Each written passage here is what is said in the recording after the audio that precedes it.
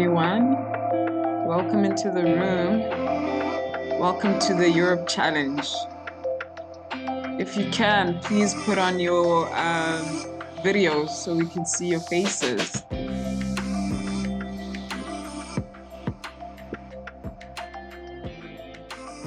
Hi. Good morning. We'll give it just a couple of seconds or minutes to allow everyone else to make their way into the room, but I'm so happy to see all of you, and you're so on time. Thank you so much for that.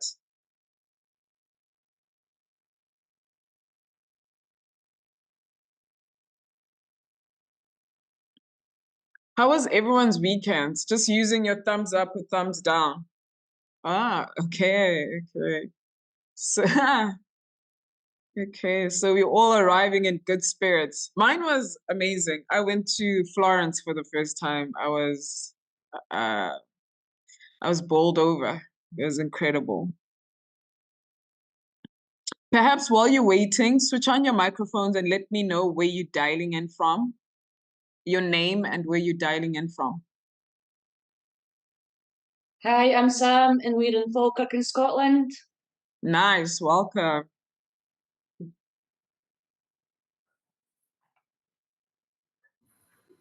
Good morning, everyone. Hi. We're from the Netherlands, and especially from Oogveen. which is a rural part of the Netherlands. Nice. How's the weather? Oh, it's good. Cloudy, Yeah. but it's dry. No It's rain. dry. No rain. No rain. Okay. Yesterday was a rainy day. Yes. Thank you. Nice to meet you all. Who else is next? So we've got Scotland, we've got the Netherlands in the house. Hi. Hi, we from Lithuania. I'm Agli, and this is Carolina. Nice. The weather is so, a bit showering, but it's not too bad. Yeah. Spring tends to be like that, very in the Yeah. middle. So, but beautiful. Thank you so much. Thank you. Who else is in the room? Hello, there is Ilse and Arturs Mhm. from Latvia.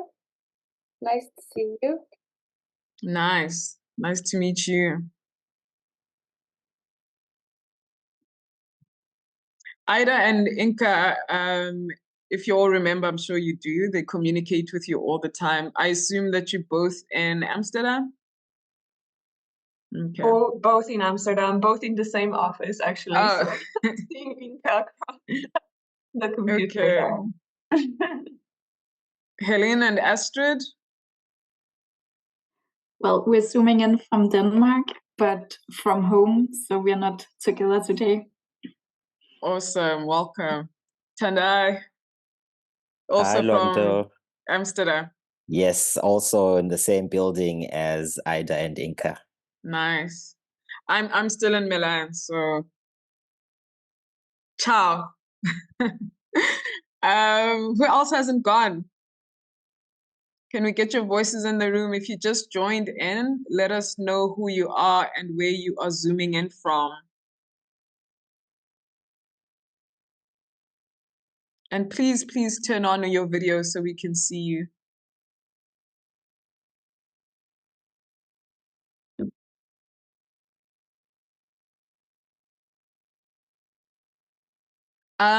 Just to confirm, everyone is okay with English on the call? Okay. Katrine, have we heard from you? Hi, I'm Katrin from Germany. I just moved into another room to get a better connection here. Yes, so I'm not at the library because I'm not at the library on Mondays, but I hope that I can understand everything and that you can understand me.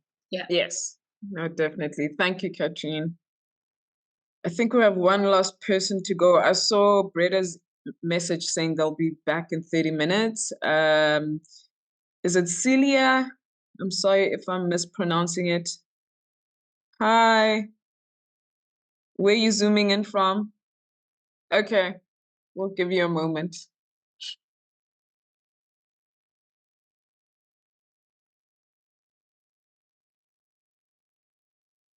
Okay. We'll come back to you when you're sorted. So again, thank you everyone for bringing your voices and energy into the room. Welcome to the Europe Challenge, our online gathering.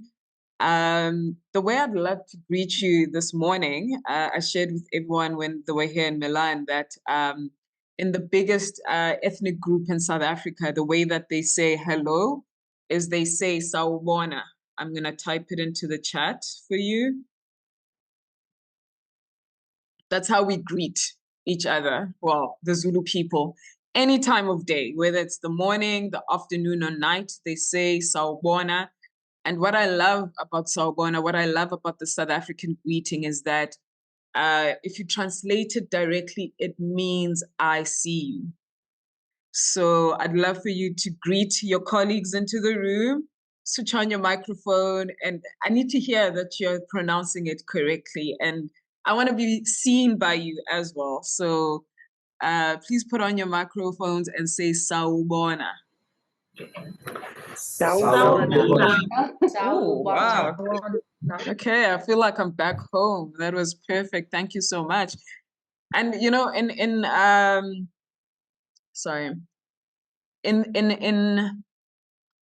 this online space, I think it becomes very important, to check in with each other, just to say, I see you and I see all of you, as much as I can, with these screens separating us. So that's how I wanted to start.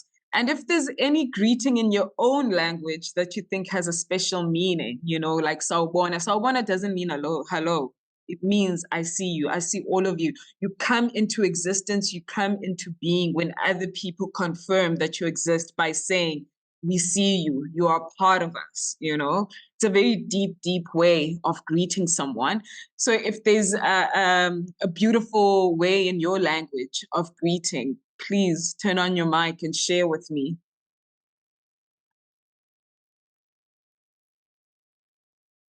No pressure.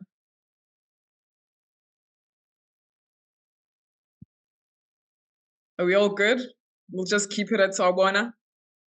Okay. The other thing I wanted to say, when I think of the Europe Challenge, I think of us as being on a journey across a bridge. When I think of your projects, I think of you all as moving across a bridge from a particular point where your projects are just, on paper or still in your minds and you're still figuring them out. And we're walking across a bridge to where your projects are going to become a lived reality. And also I think of the journey as one of, a starting point where you have identified in your communities and your spaces a need, and we are moving towards fulfilling that need, right? Providing some kind of remedy to whatever it is that you've identified as needing a remedy. So what I'd like to do now, I'd love to know your projects, and I'd love for you to introduce your projects in this sense of a journey, that our projects are about, seeing that in our communities, women are often not included, for example, in decision-making, or women are often not given the tools of participating in democracy, for example. And we're moving towards a space or a world where, everyone's voices are included, where we're going to amplify women's voices. Or you can say, we've identified pain in our community caused by, whatever example you want to give, and we're moving towards healing in our community through this project, which is about. So that's how I'd love each of you to introduce your projects as a part of a journey that we are taking together as a Europe Challenge, but also as you are moving as teams from the starting point where you've identified something in your community, in your spaces, and you're moving towards making it real. So I'd love for you to tell me, what is the starting point and what are you moving towards? An example is that the Europe Challenge, the way that I see it, is about, a starting point of Europe could be a little bit closer. There could be less distance amongst the libraries across Europe. And now we're moving towards, a world in which you're part of a very intimate network where you can lean on each other and collaborate, and you feel much closer, and you can bring your communities much closer than where we started. That's an example. Let's have a couple, because now we've run out of time for this piece. Yeah. Thank you. Hello. Yes. Hi. So thank you. You're the team in Amsterdam, right? Hogeveen. It Sorry. is in the Yeah. Netherlands, but In the Netherlands, sorry. An hour and a half from Amsterdam. yes. Okay. Oh, we're close. Okay. Yeah. We have an idea. The concept is heart for your neighborhood, and it's heart with a D, because the youth go hard for their hood, for the neighborhood, you know. But also the heart for their neighborhood. Put the heart in it, and it's the communities like the young creators, and fill me in. The project is called Painting Murals, Breaking Down Walls. Youth at high-risk neighbors to be a positive change in their neighborhood. Yes. Yeah, so the change, to change the world, first you got to find the change in yourself and close to yourself. So your neighborhood is the first. You start with yourself, then the neighborhood, the community start, and then you can change your town, and then you can change the world. And they can do it by making murals, which will tell the stories of the neighborhood. Incredible. Yes. I love that. So we're going from, having our walls up, whether it's internally, whether it's with your community, or even more broadly, and taking those walls down using creativity. That's a beautiful journey. Thank you so much to the team in the Netherlands. Let's have one more. I'd love for you to all share, but I'm just mindful of your time. Yes. Yeah, we can share. We are from Lithuania, and we live in a small city where the population is around 30,000 people. And we work in the library as well. And we noticed, the staff of the library noticed that there's a lack of knowledge of the technological knowledge of elderly and disabled people. So we have two clubs. One is for seniors and another one is for disabled people. So they're gathering in the library, having all kinds of activities, and our project name is Silver Bonds. But usually people who come over to the library, they doing activities without any financial support. So this project is also very great because we can help these people to have more activities and teach them all kinds of stuff, and maybe even cultural activities, go to the theater, having lecturers and all kind of stuff. So you're creating, your starting point is there's a need for the elderly and the differently abled to be brought into the activities because they're usually overlooked or excluded, and now we're moving towards a public space that sees them and that caters for them and includes them in the programming. Thank you so much. Thank you so much. That's also incredible. I'm going to now hand over to Astrid and Helene, but just to tie it up, this sense of traveling across a journey, your projects being a journey, is that what the Europe Challenge wants to do is to provide you with the skills that you will need to realize your projects, to move across the bridge. And the workshop today is one of those skills, that we think will better enable your projects to come to life in the best way possible, So we've got the team here from the Aarhus Public Libraries, and we're going to do a workshop on democracy. And so I'm going to hand over to Astrid, and I'm leaving you in good hands, and I'll see you on the other side. Ida, Ink, and myself, and Tandai will all be on here, and Helene observing. We'll be journeying with you quietly. So this is your show. Over to you, Astrid. Thank you, Orlando. And hi, everyone. I'm Astrid from the Aarhus Public Libraries. And I think the first thing I'll do is to share my screen with you guys. So I'll talk with that in the background. One moment. And it should be here. Nice.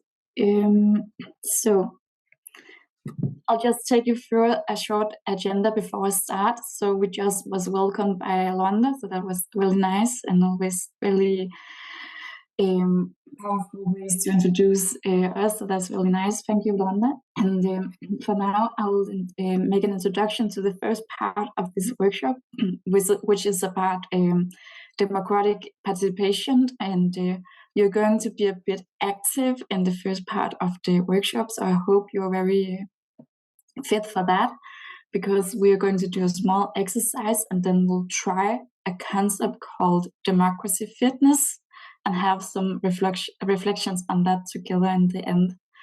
And then we'll have a break and the workshop will continue with Helene about community engagement, and we'll finish up with some conclusions and goodbye by Orlando.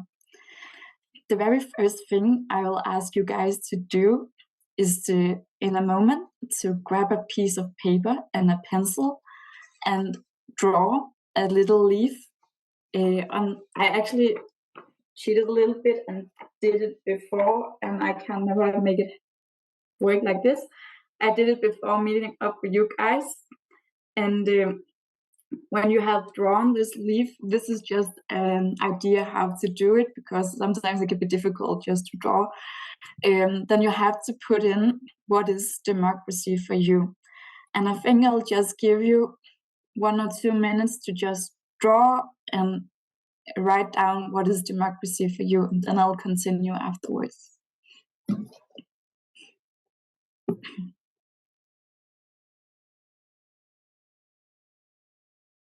Okay, I think I'll just continue speaking. And I'm sorry, I did catch a bit of a cold, so my voice is a little bit shaky today, but I hope it's fine for you guys.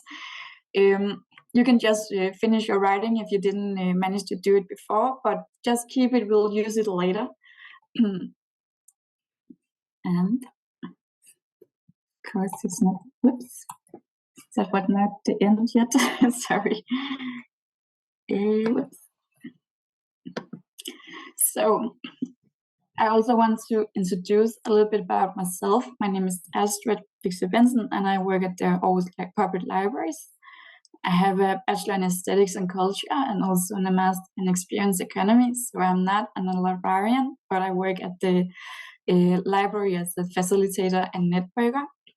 And normally when I'm not meeting up with you guys at the SCF program, I actually work with the open spaces in DOKK1, the main library in the Aarhus Public Libraries, which also consists of the 18 breach libraries. I work with this concept called Room for You, which is, you can compare it to when you can in a library you can borrow a book, but you can also in DOKK1 borrow a space. And we have 2 spaces that you can borrow and actually move into and try out your own project. Our only demand is that you want to do something with other people. And I actually did bring some examples here to make it more visualized. And it could be, for example, in collaboration with artists. So in the first picture in the corner over here, I don't know if you can see my mouse, but in the corner over here, that was a collaboration we did with the European Foundation as well, wanting to show what women are violated all around in the world, and in this case in different countries in Europe, and how their stories actually are quite the same.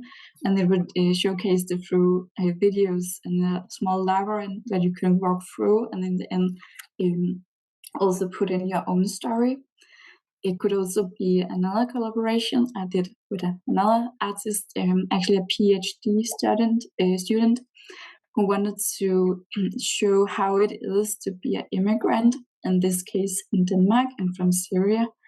And she did it through a storytelling about races and in our roots, sorry, and did it with these very huge banners with the trees on. And in this exhibition, they moved in with small events with the workshops on how to still tell your own story. So it could be on how you are traveling from a different country to, in this case, Denmark, and be a part of that society. But it could also be a way different story that you have, and just to like practice how you join in the conversation in the public room. It could also be in collaboration with smaller organizations. In this case, in the other corner over here, it was with some actually a theater that also makes workshops with kids and young people who have some difficulties in joining in the public spaces because they have some kind of disabilities that make them uncomfortable in the public place, in the public rooms. And they actually asked us if they could do some kind of end of the year exhibition, because they are very creative people and they draw and paint a lot. And we were like, yes, of course you could do that, but we actually prioritize renting out our rooms for people who wants to interact with other people. And they were actually kind of brave, because they said, yes, let's try it out. And they actually moved into one of our open spaces and just did their creative workshop in the middle of everything, where everyone could look upon them and join in and be a part of this collaborating exhibition, because it actually ended up being quite inviting for all of the people around in the library. So they did the end of the year exhibition, this big cube here with all the drawings and paintings, but they also live painted and draw in the space. And then they also did roll out a big piece of paper and just invited people to join in and draw with them. So it was really fascinating and nice to see how these young people like took over this space and made it their own the days they were here. And the reason why I did bring these examples is because I find them very democratic in their sense of being, because these exhibitions and events wants people to join in, tell their own story, and be brave and join in the public spaces, in this case in the library. But in my work, it don't necessarily have to be democratic projects like that, but it often is, because I think almost everything is about democracy. But it could also be very, very different projects, and it could be everything from an old lady wanting to show her little flower paintings at home, but then we make her do it in a way where everyone can learn something from her. But it can also be about, for example, sustainability. And then in the corner over here, that's actually an exhibition we're going to do in next week, where an artist are moving into DOKK1 with a lot of furnitures, all covered in moss, to create a sense of nature connectedness. So in DOKK1, the building is all in concrete. So I think it's going to be quite fascinating how this might contrast to the rest of the building. So I'm really looking forward to see how people are going to interact with these moss furnitures. Besides that, I also work with kids. Often I do it with a workshop called Build a Change, which is about giving the voice to the kids in sustainability issue challenges. So the program is basically about introducing kids to some kind of a sustainable issue or challenge. Could be, how do we save the bees? Could also be very more social matters, but in this case, just to make it simple, could be about saving the bees. and then they learn something about the challenge, and then they have to build their ideas or solution on this topic in Lego bricks. And in the end, they have to present this the ideas they came up with, and it could be to someone who actually knows something about the piece, or whatever is on the program of the day.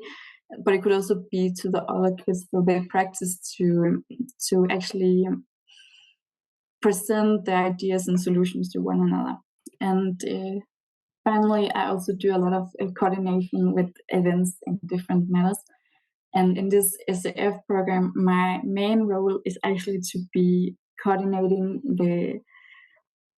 the program of the mentors. And I think some of you are having a mentor and some are not, but I'm using a lot of time with the mentors as well. So that's just so you know a little bit about who I am and how I work with the democratic participation and other things as well. But today I actually want to tell you a little bit about this concept called democracy fitness. And it is a concept we often use in the Aarhus Public Libraries to educate and train young people and kids about democracy, the participation, and how to be a part of our democratic society. And just to give you some background about this concept, the idea is that just because you might be born in a democratic society with a democratic government, you might not already have the skills, the democratic skills that you need to actually participate in this society. So we actually partnered up with a group called DOKK1 Democracy, who had developed a program called Democracy Fitness, to teach young people about these skills you need to have in the society. So it actually consists of 10 different muscles you can train in a 30-minute long workshop.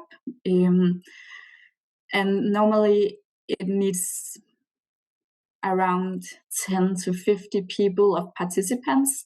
We are going to try it out later. I think we are just enough people to try it out together, so I think it's going to be fun. And also, the idea behind democracy fitness is actually also expressed by DOKK1, who is a Danish theorist. And I just did bring him along with this quote saying, democracy is not a victory that has been won, but a battle continually waged, not a final outcome achieved once and for all, but a task constantly revisited. Above all, it is not a doctrine that can be taught or that people can learn or convert to in a blink of an eye. It is a way of thinking, a way of life. And this very much aligns the way we think about democracy in the Aarhus Public Libraries, because we don't think democracy is only about voting and choosing a new government and so on, but it's also a mindset, as a everyday life mentality that needs to be taught and to educated continually. And democracy only lives when we are active in it, so we need to actually take part in it and join in this society. And on this slide, you can also see the 10 muscles that are part of the democracy fitness. And the DOKK1 Democracy have developed 10 muscles because they found 10 areas in the democracy society that we need to train and actually practice to be able to use in our everyday life. So it is about mobilization, it's about verbal confidence, it's about compromises, it's about curiosity, it's about courage, it's about empathy, it's about listening, it's about disagreement, and it's about activism. and it's also about opinions. And I think there could be a lot more muscles we can train, but this is the 10th first muscle that we do democracy have developed, which we use in our library in Aarhus. But I don't think I will talk too much because I think we should try it ourselves. So in a moment, you will all be active in this exercise. And today we are going to train the disagreement muscle. And it is about how we, in our democracy, often agree. And we also must be able to accept disagreement, as it makes us all more wiser about one another. So that's very important skills to have. But please join in this Jamboard. I think Tendai have sent it to you in the chat. Otherwise, I think he'll do it in a moment. Yes, it is in the chat. Perfect. I'll also join in. And I think I will still be sharing my screen with you guys so we can see the same things. Yes, I think I'll just give you a small moment to join in. Yep.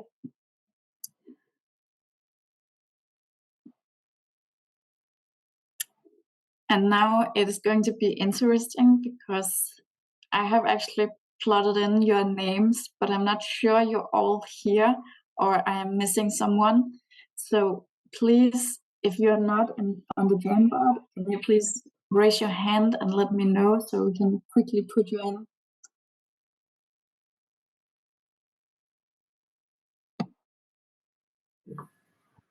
Astrid, we are with 3 people, and if you're fine with it, we can write our names on the post-its on the Jamboard.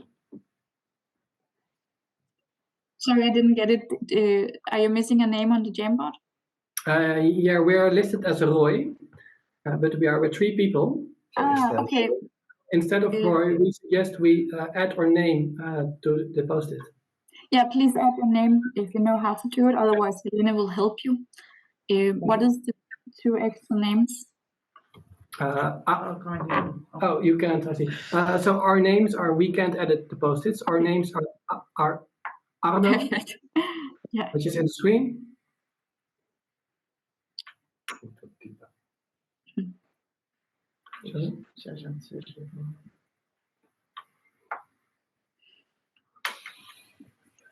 And you know how to do it yourself? We thought we could edit, but we can't, I see. So if you would like to edit for us, please. Yes, no Thank problem. So it's Arno? Yeah, I will write our names in the chat. I think that's easier. Okay. I think I'm just, it's one more and we're done. I added you, Arno, and who else?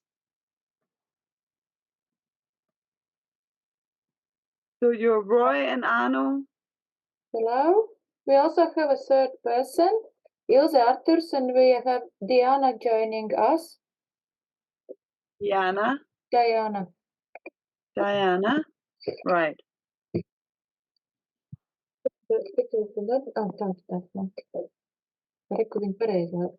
Now it's she is together with Ilse and Arthurs on the other side. So. But you can have your own. That's actually better. So that's yeah. Yeah. Okay, so the first thing I'll ask you to do, just to make sure everyone is in here, is to choose your name and put your names in the middle of the Jamboard, right next to the line in the middle.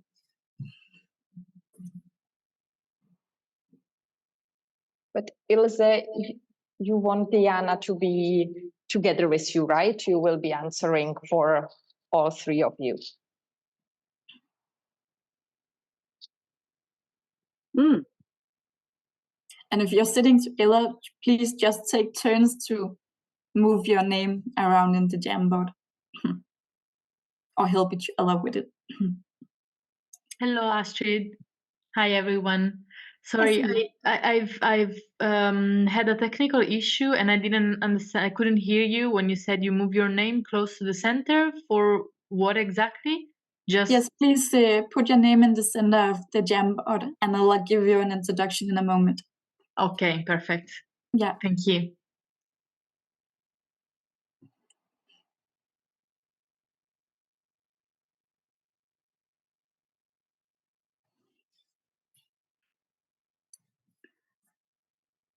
So Ilse, Diana, and Arthur, is it working for you? Yes, great. Yeah, looks like working. Very nice.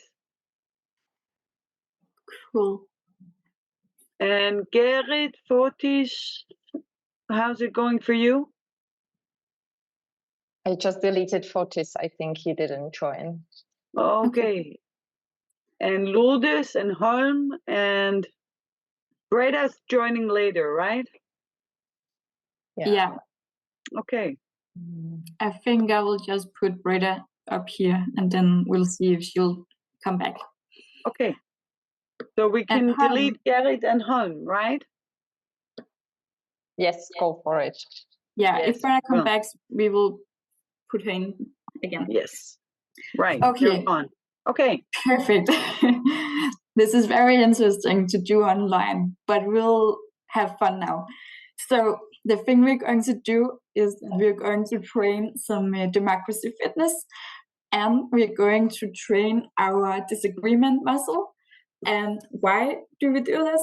As I mentioned before, just because you are born in a democratic government, in a country with a democratic government, doesn't mean that you have the skills to actually participate and join in this society.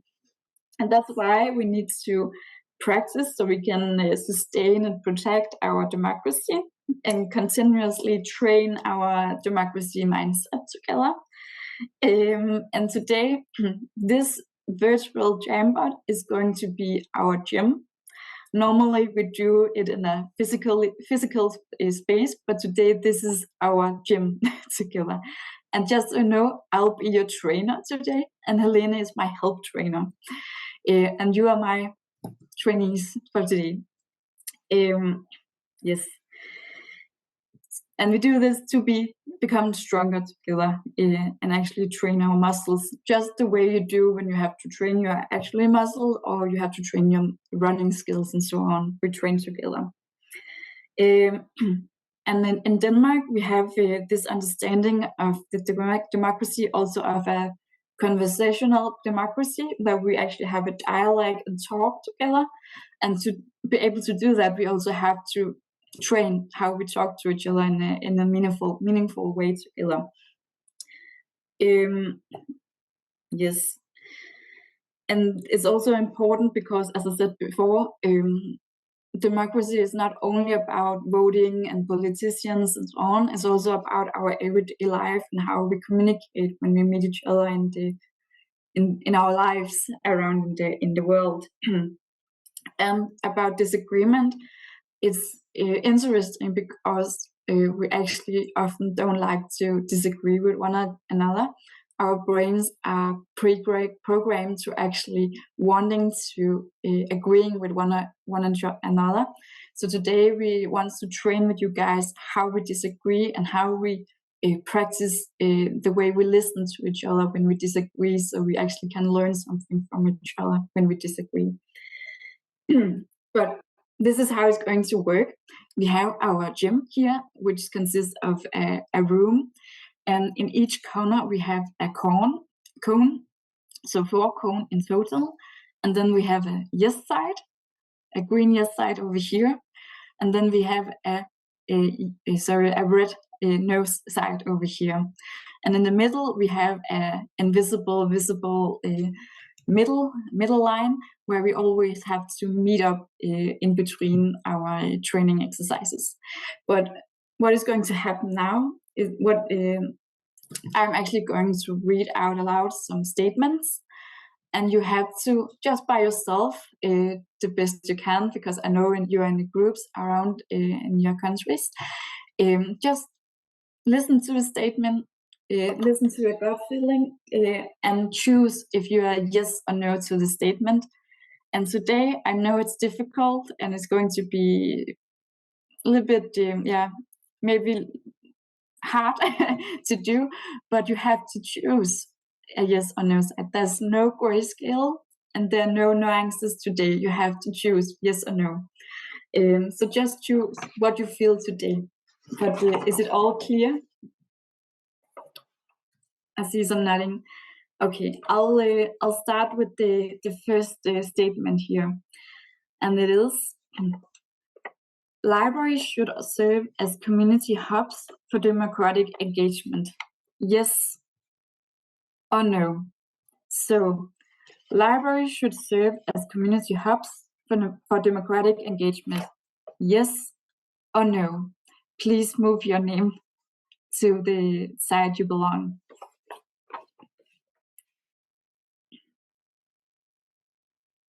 Nice. Okay, I see you all chose the side. So please come back to the middle and we will do another one.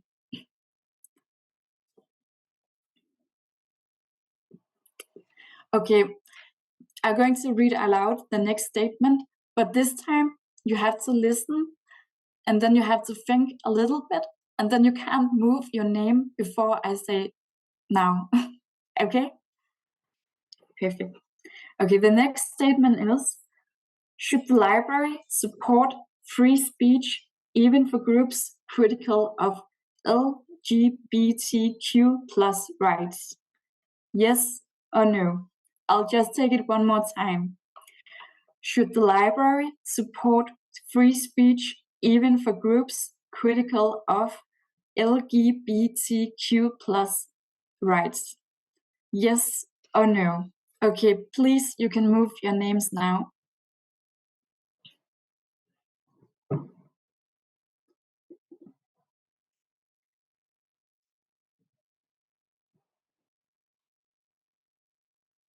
And you have to choose.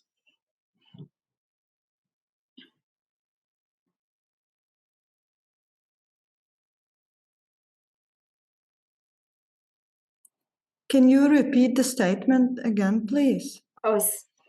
Should the library support free speech even for groups critical of LGBTQ+ rights? Yes or no?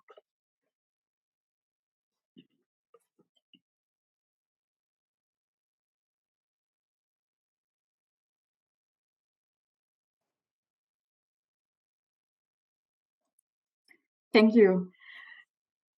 I like that you choose by yourself and don't let you form by other of the opinions of the rest of the participants. That's really important. Please join in the middle again.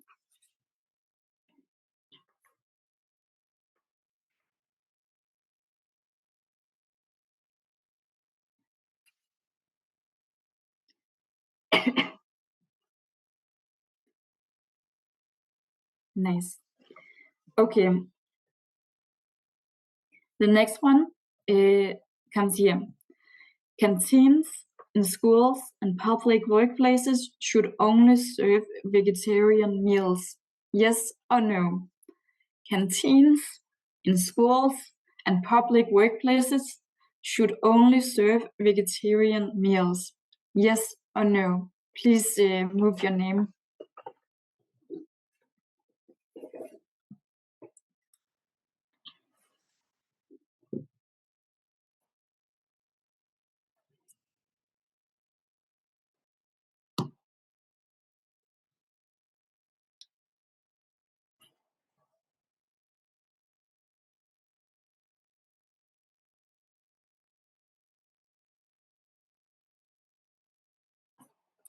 Thank you.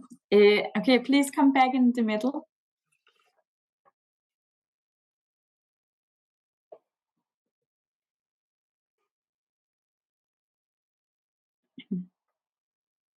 Okay, the next one is: should libraries have books voicing all kinds of opinions, so including what many will call misinformation?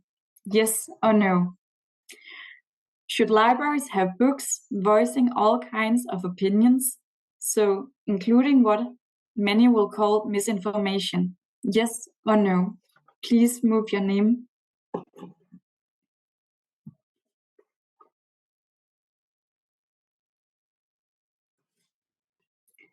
Should libraries have books voicing all kinds of opinions, so including what many will call misinformation? Yes or no?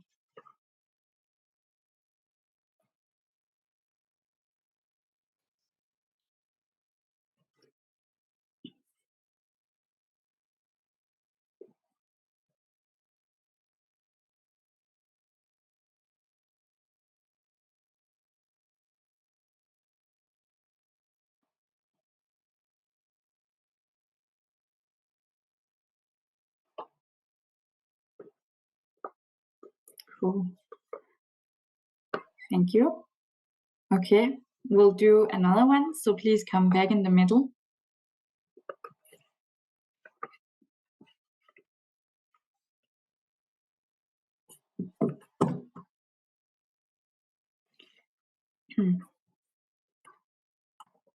Okay, the next one is this one. We should work towards gender equality using quotas. For instance, all boards of directors should include 50% of women. Yes or no? I'll take it again. We should work towards gender equality using quotas. For instance, all boards of directors should include 50% of women. Please move your names.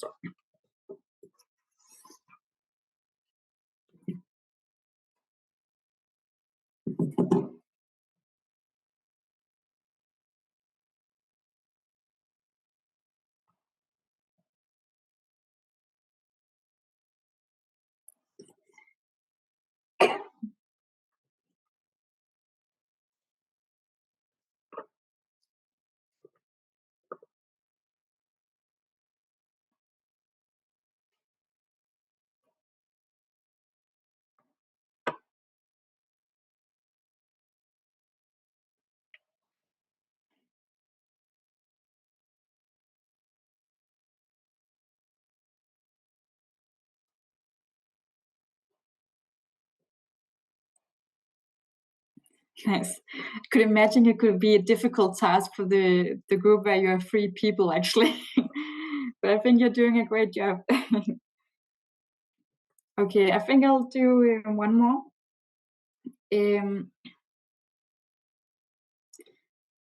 Which one? Yeah, please come back in the middle, please.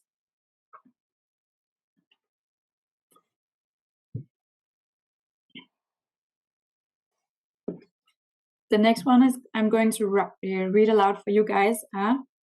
Is nude swimming should be allowed on all public beaches. Nude swimming should be allowed on all public beaches. Yes or no? Please move your name. Sorry, Astrid, could you repeat it again, please? Nude swimming should be allowed on all public beaches. So it should be allowed to swim without clothes on all beaches. Yes or no?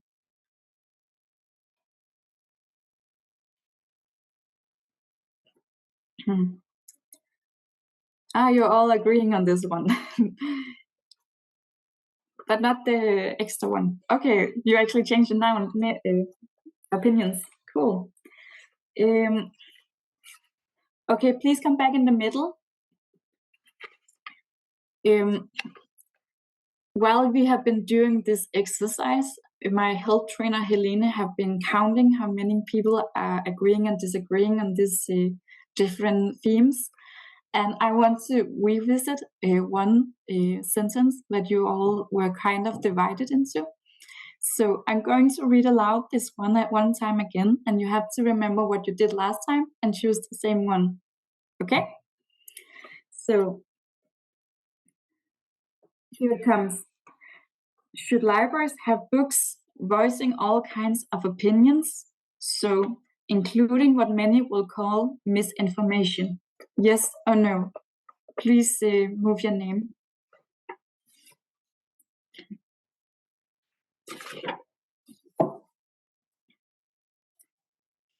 Cool. Now you have chosen your side, and the thing that's going to happen now are that you, in a moment, are going to be divided into breakout rooms, because you're going to be paired up 2 and 2. And in the first exercise, this was just the warm-up of this democracy fitness, is that you're going to train your bonding muscles. So in this first exercise, you have to talk to a person or a group that chose the same answer as you. And Tendai is going to do the group matching, so don't worry about that. But when you are going to divide it into groups in a moment, you have to approach one another with the sentence saying, I agree with you because, and then you have to take turns, and then one time again say, I disagree, no, sorry, I agree with you because. So take turns and tell each other why you feel the same way about this theme. And I just saw that some changed their minds in the last minute. So we will just make this happen anyway. But tonight, will you please divide them into groups, and they will have 5 minutes to do this. I just sent the groups from the first, so it's not exactly the same division as in the first, but the groups Arthur will send you into is your first response. Okay. Not Arthur, I will send you into is the groups from your first response. That's the ones we sent to him, right? Cool. So in this first one, it's the ones you agree with you will be talking to, and in the next one you will be mixed with disagreements, right? Yeah. So please bond about your answers, and in this exercise you have to take the yes or no side. There's no natural answers. You just have to try to argument for this yes or no side you are on. Cool. But I think then I will divide you, and then I will see you in 5 minutes.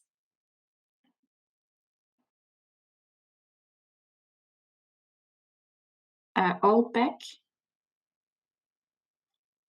Nice. Cool. Okay, thank you for bonding. The next exercise will be about bridging. So you'll be paired up in a moment by Tendai, and you'll have to meet each other and talk about what you are disagreeing about. So you will actually have the same exercise, just where you have to take turns with the sentence of I disagree with you because, and then take turns. But I think I will speed up a little bit. So I think you'll only have 3 minutes this time, because we're a bit running out of time. So I just want to check if Breda is in now, and also Sam. Breda is in now. I think she was paired up with Londo before. I'm here, okay. Thank you. Yes, but we discussed the first question, but I don't know if we can be paired up again, because we almost discussed everything, but we'll see. Okay, I think if you almost discussed everything, I'll just give you 2 minutes to make sure you have been covered it all. So, and I will you please partner up with someone who is on the different side of the Jamboard. Welcome back.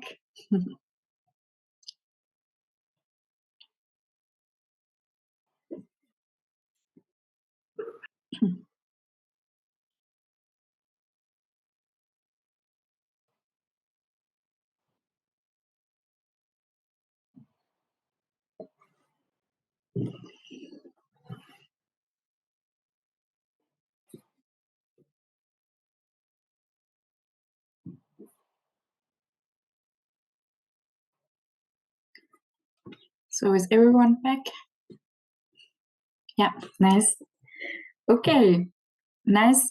Well, very much thank you for training with us.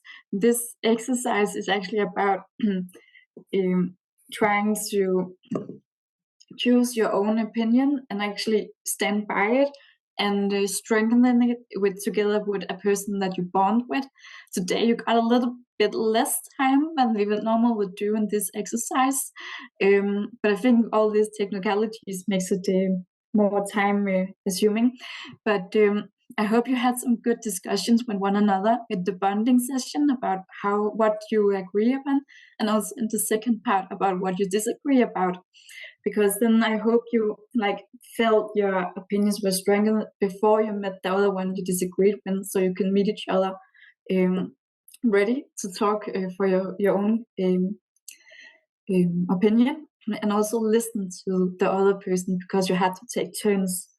And one thing we have learned from this democracy fitness concept is it very good, because everyone is active all the time. There's no one who just can listening in. Everyone have to say something and be a part of the workout session and join in. So that's really powerful when we have to train the democracy participation in everyday life settings. Actually, I wanted to do a final exercise with you where you had to meet the one you disagreed with to complement each other, but I won't let you do that today. But that's also a very good wrap-up exercise, because then you have just listened to each other and disagreed on a lot of different statements you might have, and then you had to end up in a positive way and say something nice about the dialogue. You have nothing about what you're wearing and how you look or something like that, but on the dialogue. So I think you had some nice opinions because you said it in a nice way or something like that. And sometimes people actually end up hugging or something like that, because they actually bridged and bond about the things they also disagreed about. So that's quite nice, this democracy fitness. But you can also do it with different muscles. And I didn't show it before, but you can use it in different ways. But for example, also the listening muscle, you can use it to, you can train the whole muscle, but you can also use the little parts of it. And for example, in the listening democracy fitness concept, I have used it with kids where they have to train how they listen to each other before. For example, in the workshop I showed you before, and the Build a Change workshop, they have to present for one another in the end of the workshop, and that and therefore it's very nice sometimes to actually make them train their abilities to listen before making them do it in a way that it really matters for them. Well, I think my time is almost up, but the last thing I would like to do with you guys is to please find your leaf from the beginning of this session and put it in your hands. Perhaps you really fast wants to join, to write something new on it after this workshop. Perhaps it's still the same thing you have written down that's in front of you. And one fun fact is that when we meet up with the mentors, we always do a final photo session and for our gallery of memories of the mentors. So please hold up your leaf, and we'll take a screenshot to remember this exercise together with you guys.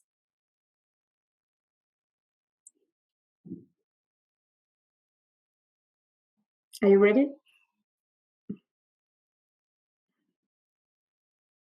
And I know you wasn't here, Greta, so it's fine.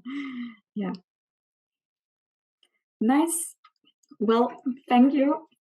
I think it's time now to a small break, and then we'll meet up after the break and have the second part of this workshop with Helene, who's going to talk about community engagement, which is quite nice as well.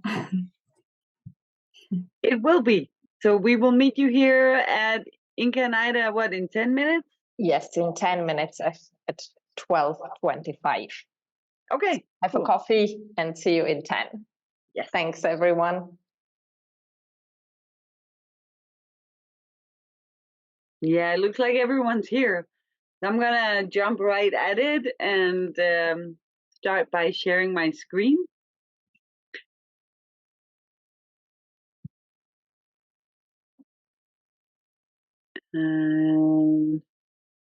Let's see if it's working. Can you see this one now? Just going to put it in presentation mode. Can you see it? Yes, cool. Yes. Right, so I am so fortunate to be allowed to talk to you a little bit about participation and engagement, civic engagement as part of our democratic efforts in the Aarhus Public Libraries. And also as part of everything you do in this Europe Challenge. We've looked through all your projects, and there are great examples of trying to create local and communal participation. So please consider this just a perspective of how we do it, and maybe some ideas we want to share with you. But also, we do that knowing that you guys work with this every day, so you have lots of perspectives that you could have shared the other way. And we'll look forward to that when we meet in Amsterdam, all of us. So I will, for the next about an hour, be giving you a short introduction to sharing a methodology that we work with in Aarhus Public Libraries, explaining a little bit about how we work with design, wicked problems, and trying to create participation. I'll share with you some super simple tools that we use and give you a little time to try them out yourselves. And then I'm going to share with you an idea for working with planetary design. We won't do the exercise, but I will encourage you to do it on your own afterwards. So I am here because I work as a library transformer in Aarhus Public Libraries. And when we call it transformer, we used to be called development consultants. But we decided that in this world, we do not anymore need growth or necessarily development, but we do need to change our mindsets and maybe to transform how we think and how we work. So that's why we decided we would call ourselves transformers. And I'm sure that the way you work, most of you would also qualify to be transformers. Because what we do is we all the time tweak the library services, the spaces, and the collaborations. And that's what we regard as transformation. So working with library transformation, I use skills in co-design, systemic design, participatory design, and also what we call planetary design.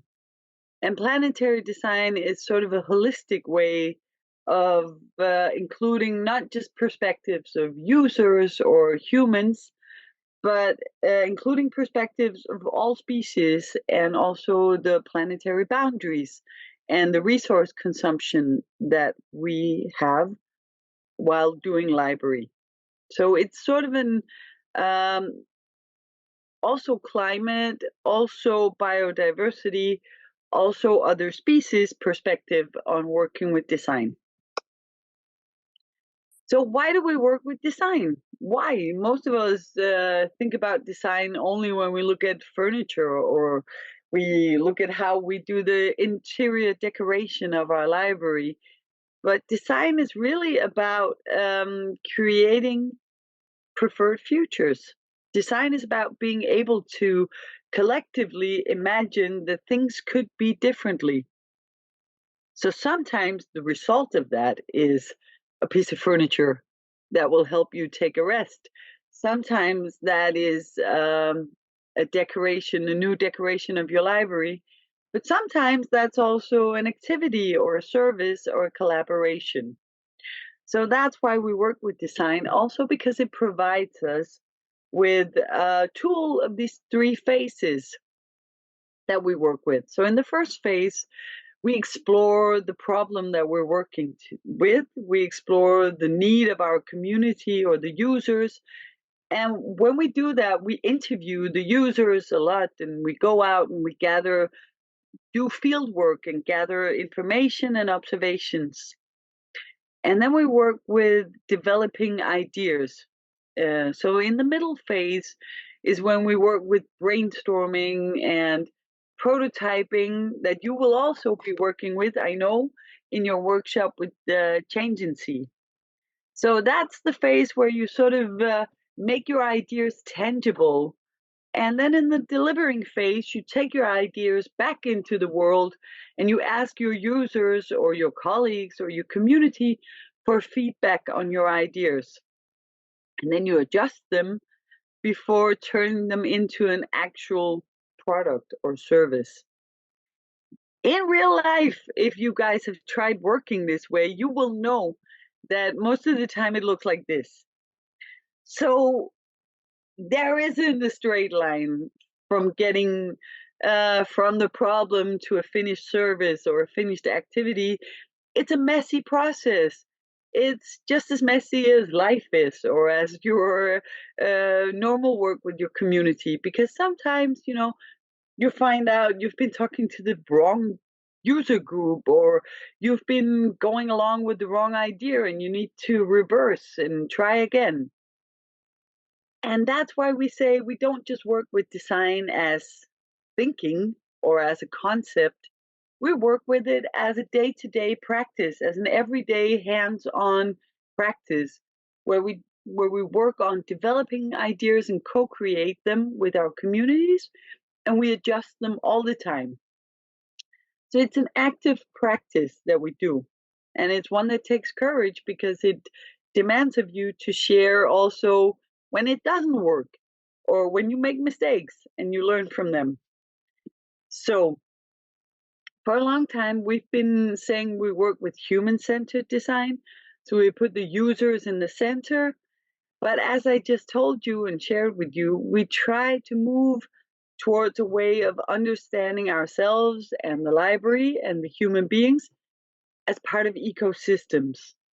So we try to also understand the position of the library, not just in our community, but in our specific geographical or biological place, and find out what's important in this space and how can we support that, or how can we design together, not just with the community of people, but with the community of species, or with the space that we inhabit. And most of you also do that. And when you do that, you have to realize that you're working with what you could call wicked problems.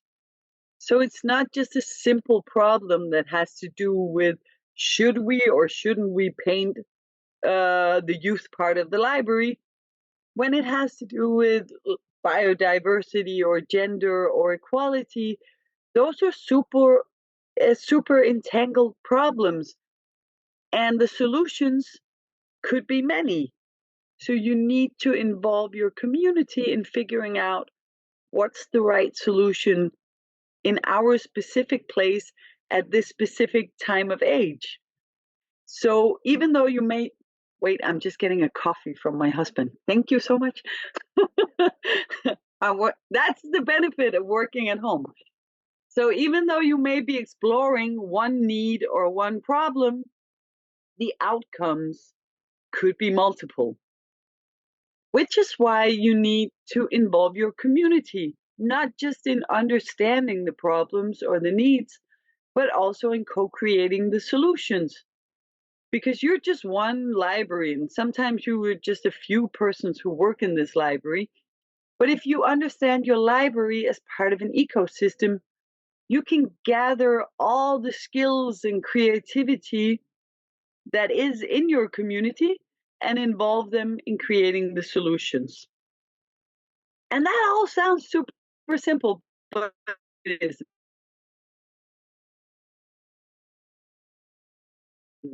It's a tough task of participation. So what we say is when we do that, we consider that doing library. So that's actually the act of enabling opportunities for meaningful participation.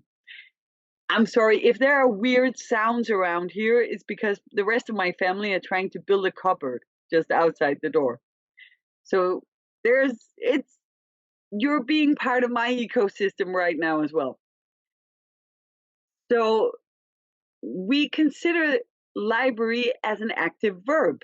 That's when we try to distribute power and opportunity of participation in our communities.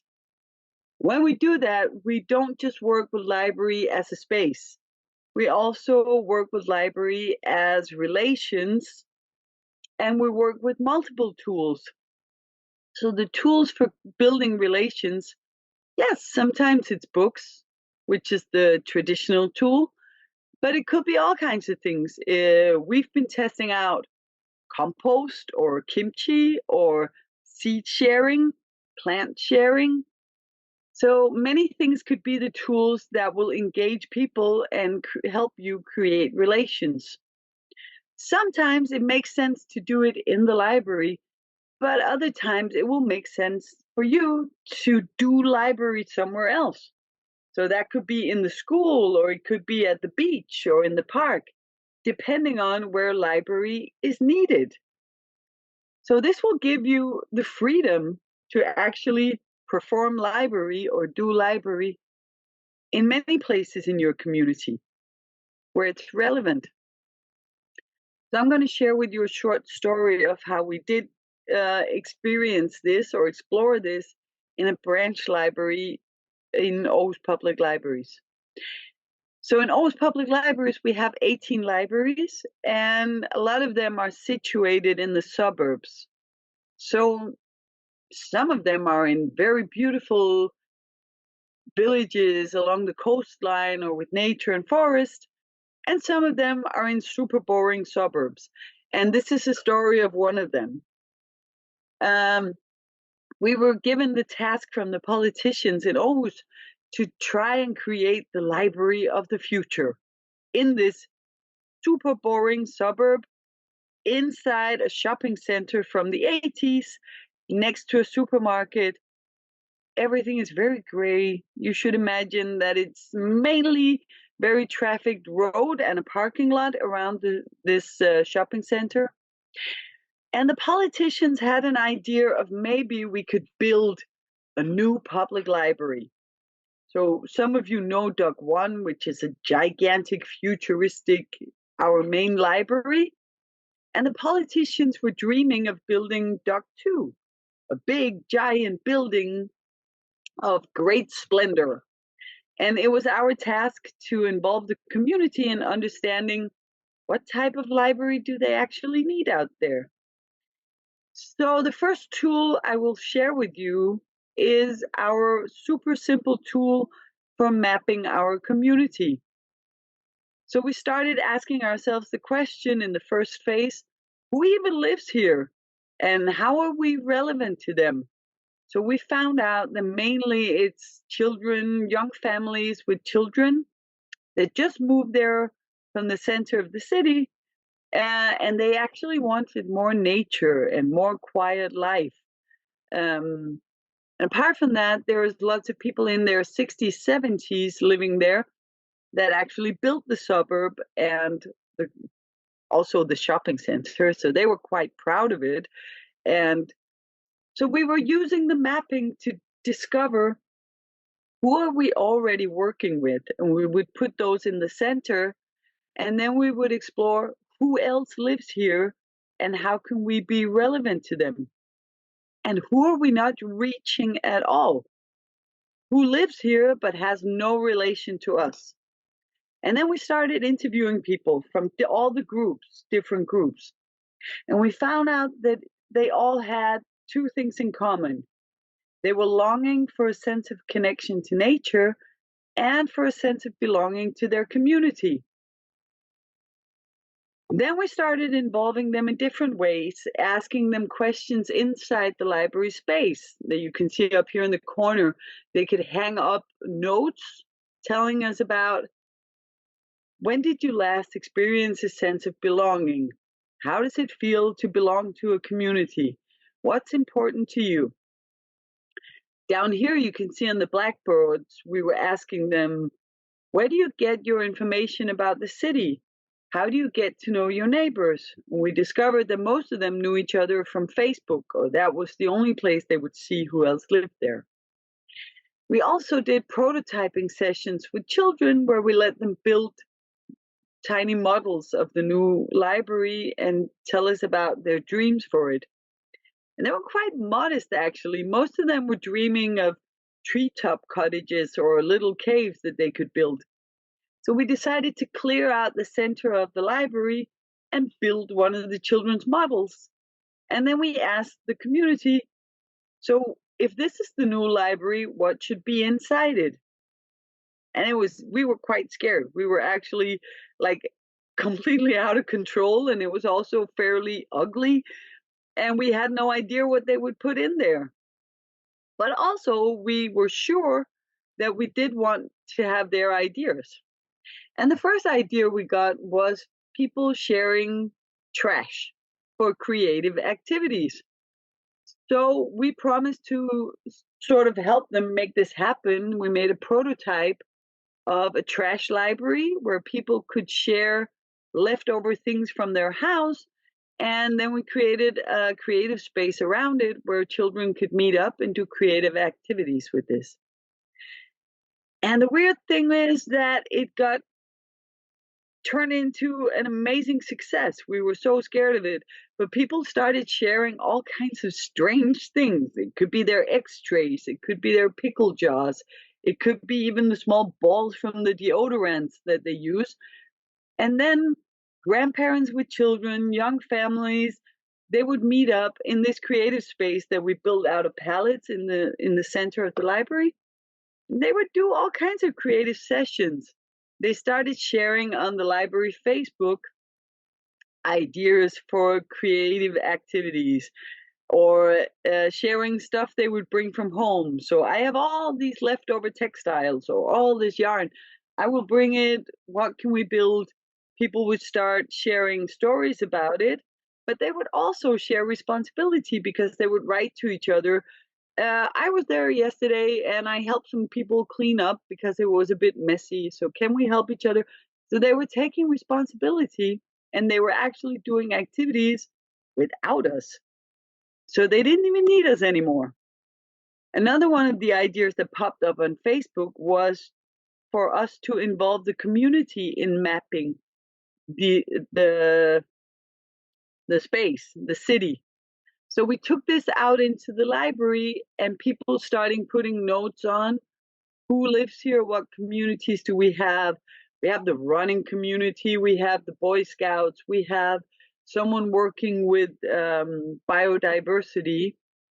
So we would put up a map here, a gigantic one in the center of the library again, and people would map things. And in Facebook, they were sharing the idea of actually doing a local safari together.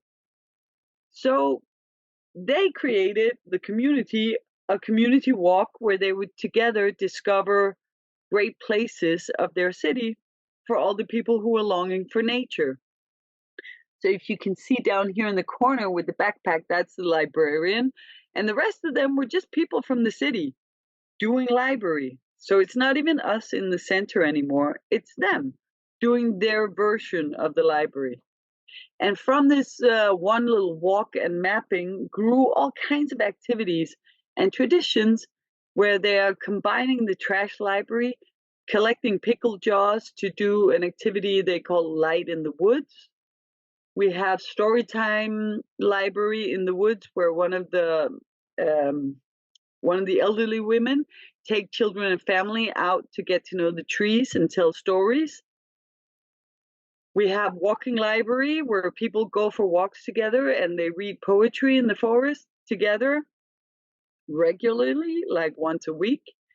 They've started to create a library of birds together with the local bird life and ornithologists to figure out who else lives out here.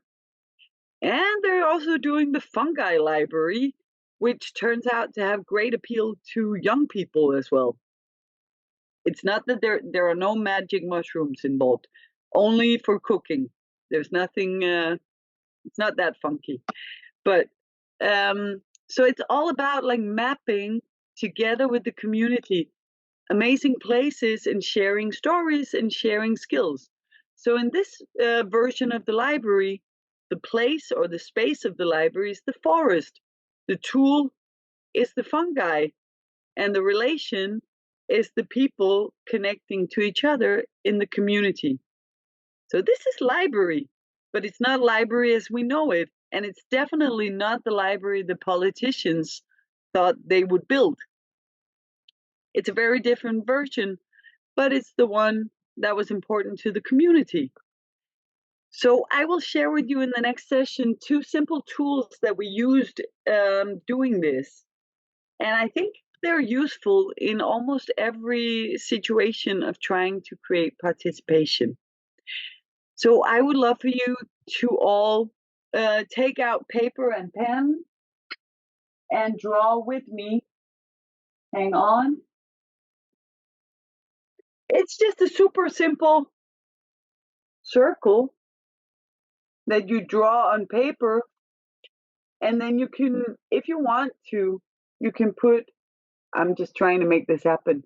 Yes, you can put your library at the center, or you can put the forest or a heart or a fungi or whatever.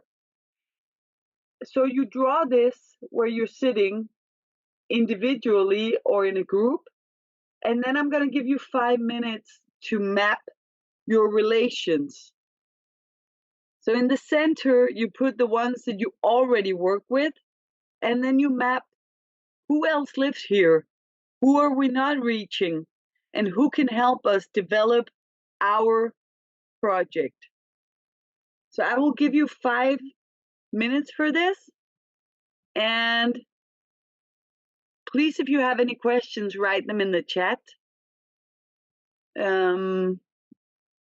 So I'll put on some music, give you 5 minutes, and then we'll meet up back here, okay?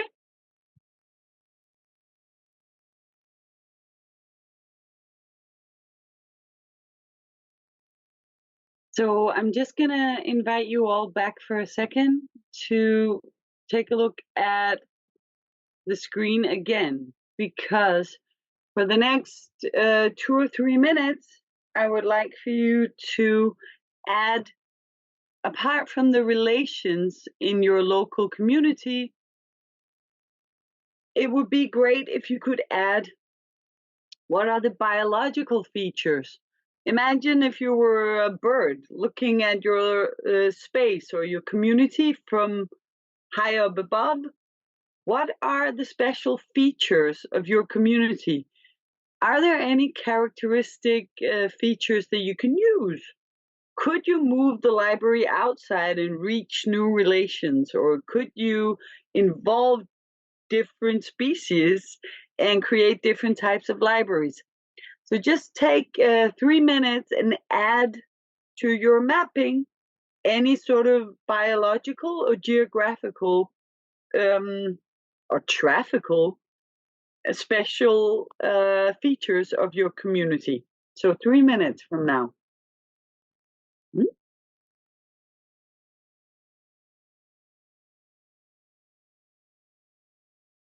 So hopefully this turned out to be useful for you, and I would encourage you all to just consider that this is just a small exercise you've been doing now, but you can bring it to your library and do it with your colleagues, but you could also bring it to your community and ask them to help you map what are the relevant relations, what are the great spaces, what tools could we discover together.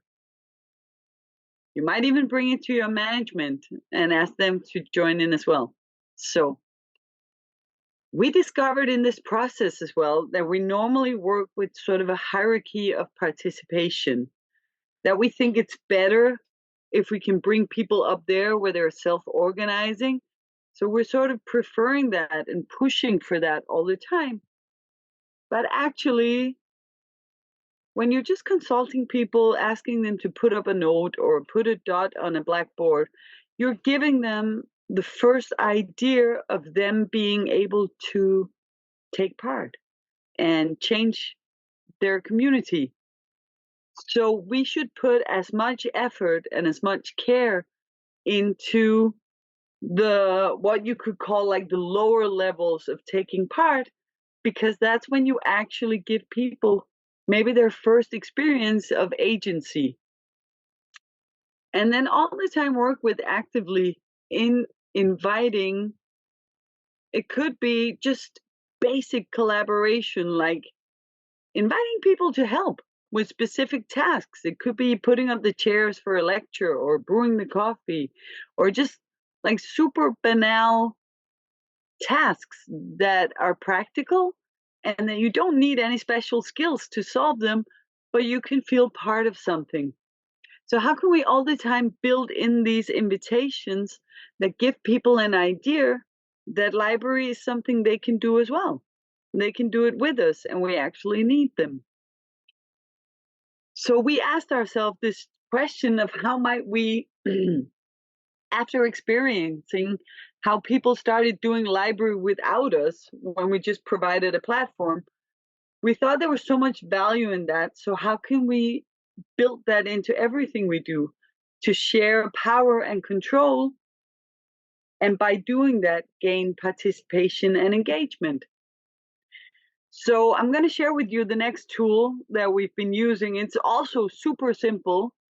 And I'm just going to walk you through it, because we've divided it, instead of working with it as a hierarchy, we've divided into phases, and we think of them as sort of continuum.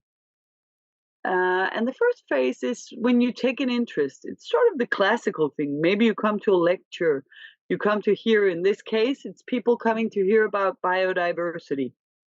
So they're just taking an interest, but they're not investing a lot. They're just, normal library situation. The next one, the next phase, is where people actively sort of want to take part. So the example I left you with here is the walking library of the local archives that they're doing as well. So they do historic walks, and you can't do a walking library without people taking part. Much more than just coming to sit, they have to actively move into their community and do things. So that's sort of the next phase of it.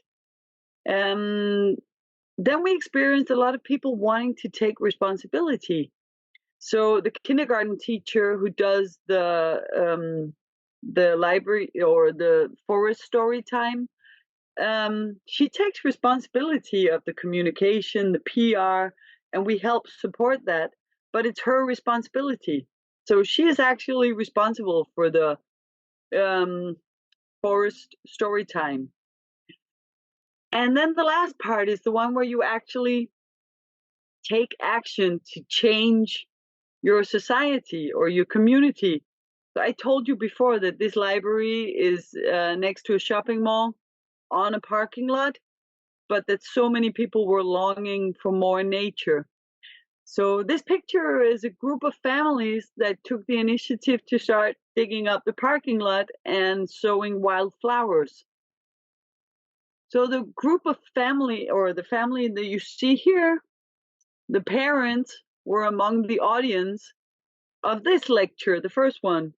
So they started out just taking an interest, but then they realized that actually by participating, they could change their community to be more like what they really wanted.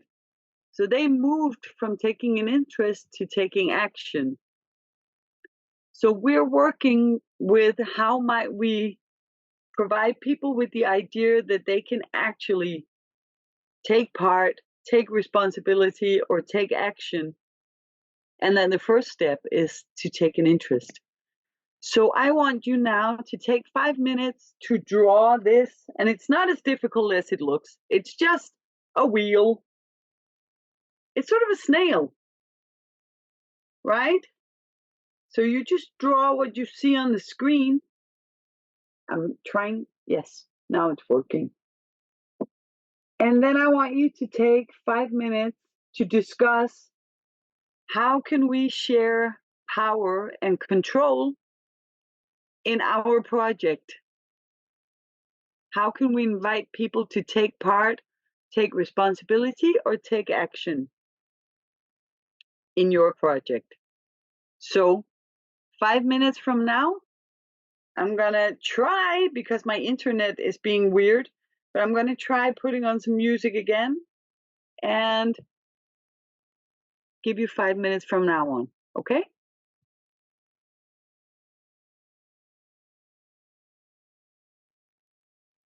Right. Hopefully that sort of gave you a new tool to talk about how, you know, losing control can be a very positive thing in this process. And it's a premise, and it's something that does happen, but we need to talk about how can this be a very positive asset, and how might we even encourage it to happen in our community projects. So the final thing I want to leave you with is how we try to work in Aarhus Public Libraries with learning from nature. So this may seem a little bit weird and strange to you, but actually I would claim that most of us do it all the time. Because when we try to distribute power, it really does build resilience in our systems. So in many ways, that's actually how the plant kingdom works. If you take a plant and you brutally break off a leaf, the rest of the plant will continue to grow. So if you continuously work on building your community in a way where you distribute power, you can find that, you know, you won't be necessary in a lot of the situations. Your community can actually thrive and do library without you necessarily being a part of it all the time. So part of distributing the power in the community is actually building resilience. We're also trying to learn from the way nature builds ecosystems and how diversity is strengthening the collaboration between different species. So you won't find anywhere in nature that species are not codepending on each other. So all flowers depend on pollinators to distribute the pollen and fertilize them, and even create fruits that will be food for other species, including us. So the same way you might think about your community as how might you create ecosystems of different groups, and how can you use diversity as something that can strengthen your ecosystem. So that could be mapping, even though you might be working with youth groups or you might be working with elderly, how can you involve other groups of your community in strengthening this ecosystem? Maybe they can help you communicate. Maybe they can help you with practical things. Maybe they can help you distribute knowledge. So look at yourself as people who can actually actively work with diversity in strengthening the ecosystem of your community. And then, just as you did in the exercise of trying to look like as a bird at your community, think about what are the special features here. An ecosystem won't look the same in a dry land as it will in a wetland. So what are the special characteristics of your area? Not just biologically and naturally, but also socially. Who lives here? What are the special needs? What are the special strengths? And how can we build on those? So the final exercise I will leave you with is one that you can do with your team. When you start after the holidays back at your library, we did it when we met up in Milan, and we're going to be doing it again in UK, but hopefully you will all, after we close our screens now and leave this online universe, go out and meet a plant. Because how do you start? By taking in the ways of nature in your library system and try to work this way. Well, maybe you start just the same way as you do when you try to work human-centered. Normally, when we work human-centered, we interview the users, we try to understand them, we direct our attention to them. So I would suggest that after we leave each other here, you go out and you find one of the plants that are sprouting in spring now, and you take 5 minutes to sit down and try and draw it. That's a beautiful way of directing your attention to a different species. And here are some examples of doing it in Milan. And it's also something you can do with your community to try and map special species, and also to try and nourish and fertilize co-creating with nature in your libraries. So I think that's it from me, but if you have any questions or input, I will be here for the next few minutes. So thank you for your attention, and I hope they will prove useful for you, the tools.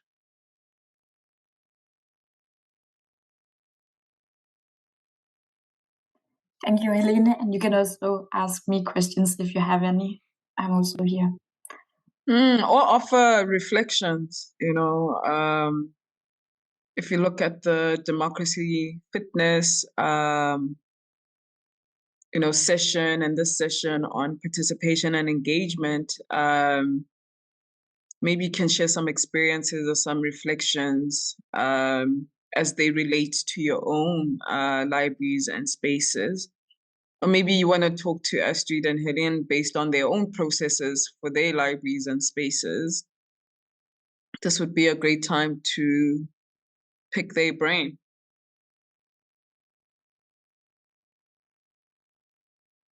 I'll give it up.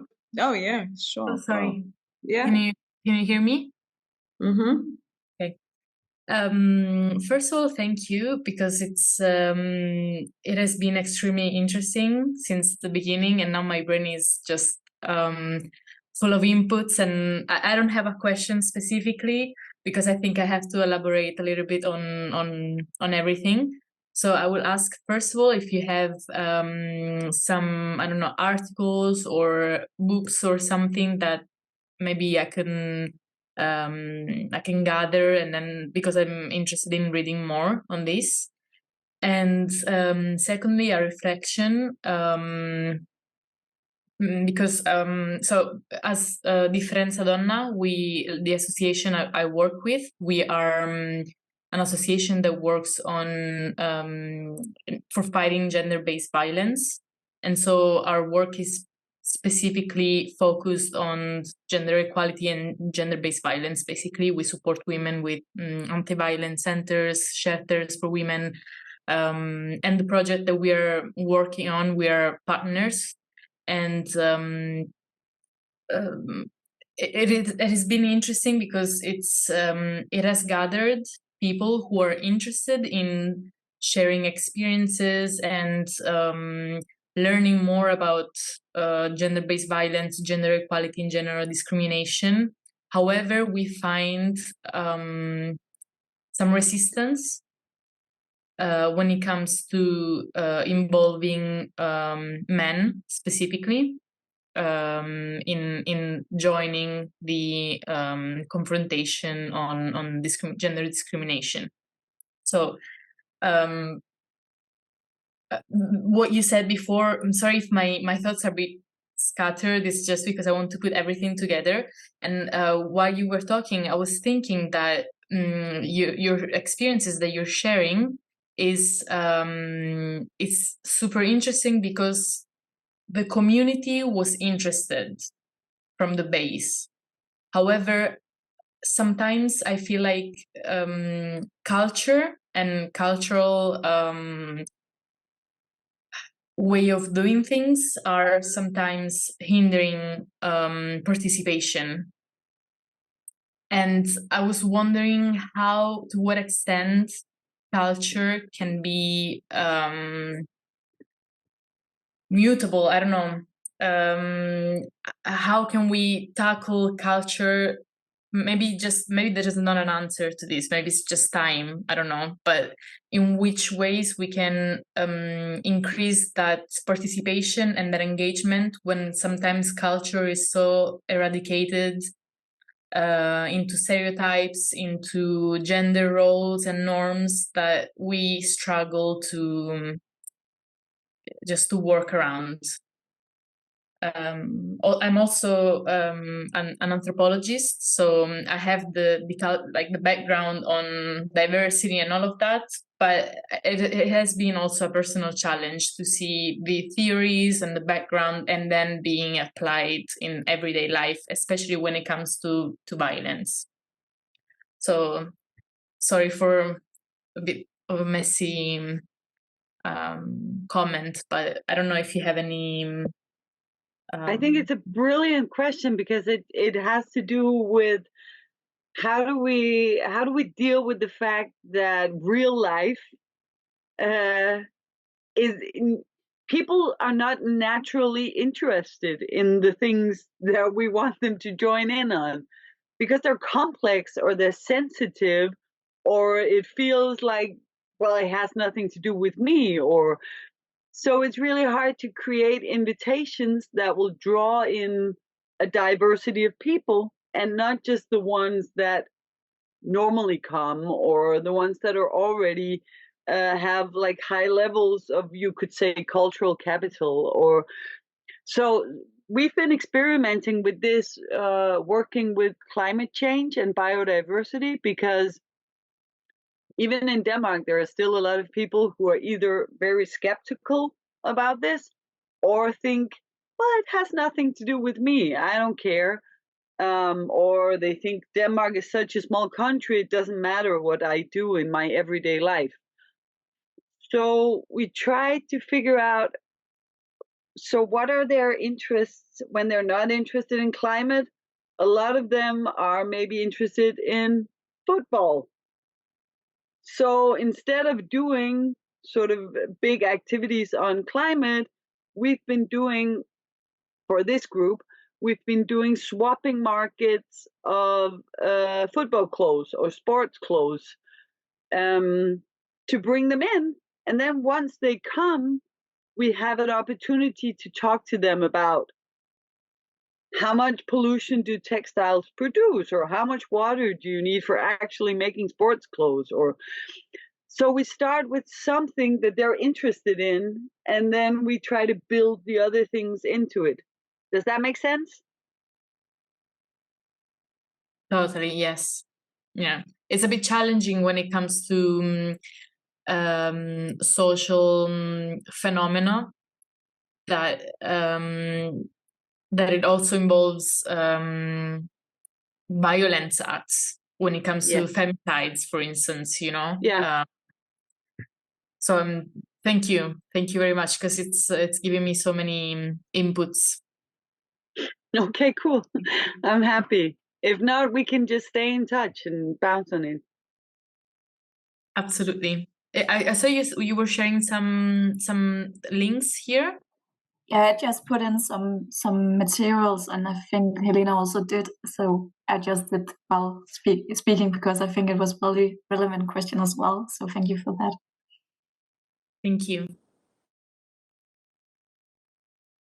Anybody else? I see that also we are close to the end of our time together. Arno, yes. Yeah, thank you. We don't have a question, but we would like to share. We find this session both inspiring. It also gives us a doable approach. A special thanks to you, Helene, due to your last talk. Nice tools. Thank you very much. I'm super happy. Thank you.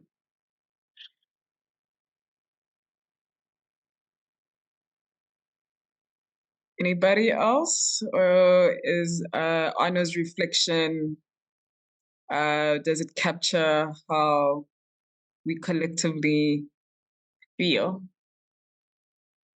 Okay, I see some nods. So I want to say that, you know, I love the use of a leaf and plants and nature, because a lot of this, if I go back to my metaphor of a bridge, is starting with the seed, and hopefully in our journey, we'll get to some kind of blooming, some growth and blooming in the making of your projects. And I hope that the skills and the tools that the Europe Challenge makes available to you is one that can nurture your seeds, your projects. And I'm looking forward, I think we're all looking forward to seeing them bloom.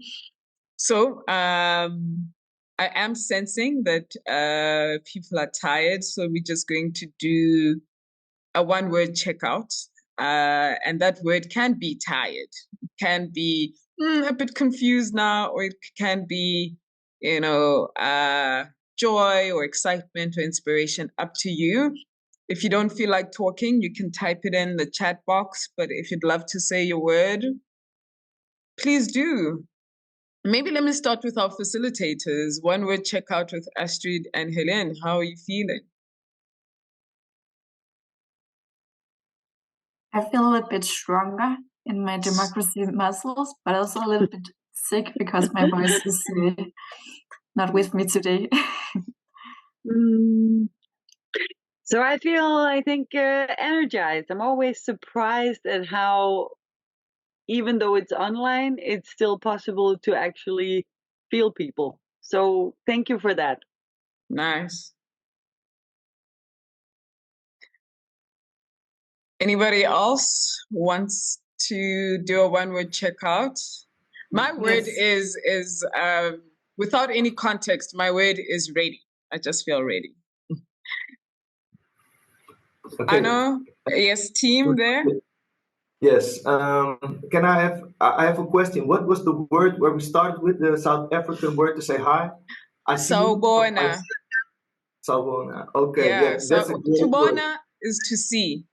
Bona is to see. Yeah. So Sawubona means I see you.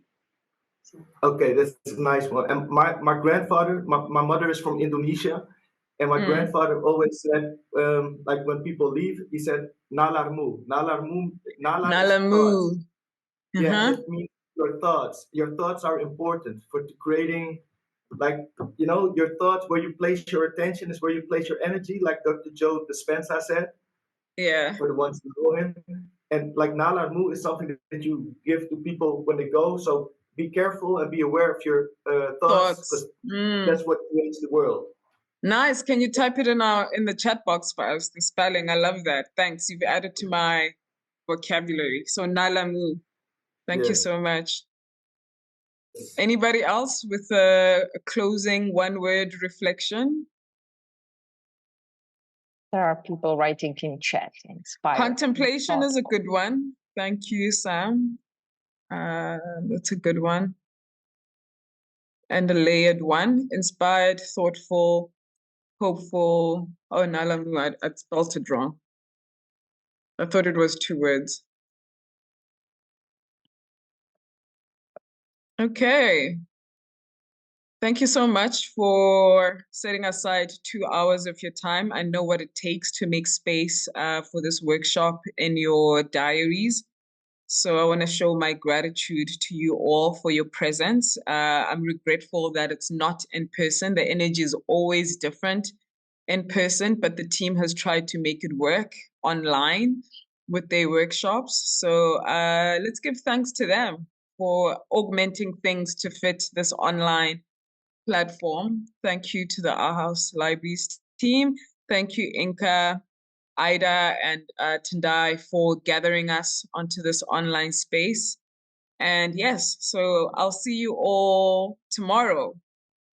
If there's any follow-up, Ida and Inka, they have a message for you, and then we'll part ways. Inka? Yes. Thanks everyone for joining us today and for actively participating. Tomorrow and on Wednesday, we will continue with other facilitators. Both days it will be from 11 to 1:30. And I shared again with you the document I already sent you last week. So please prepare some materials for tomorrow, because we will be building little libraries of future from shoeboxes. So the main thing you need is a shoebox, empty shoebox. It can be any size, type, or anything, and then a bit more materials that you can build a library from. You have it in the program that I shared with you last week and also now in the chat.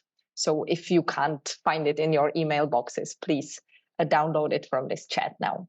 And thanks once again, and see you tomorrow at the same time. Yeah, Nalamu. Nalamu. Have fun Thank tomorrow. you, everyone. See you tomorrow. Nalamu. Bye. Thank you. Bye. Bye-bye.